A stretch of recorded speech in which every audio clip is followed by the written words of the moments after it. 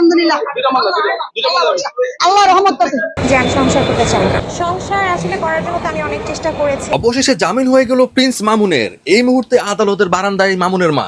আমার যে জজ সাহেব আছিল জজ সাহেবের রহমত করছে, আমার জজ সাহেবের প্রতি অনেক কৃতজ্ঞ।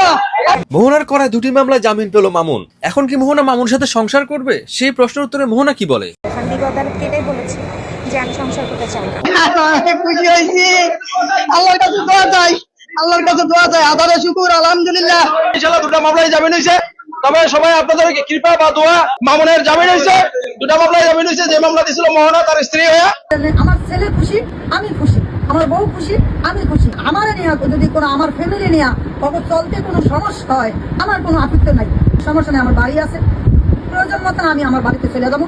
এই যে ওরা অনেক জামিন হয়েছে। আমার এই মামুনের এই জামিনের পিছনে আদালতের যার যার অবদান আছে তাদেরকে ভালোবাসা দিতে ভুলেননি মামুনের মা।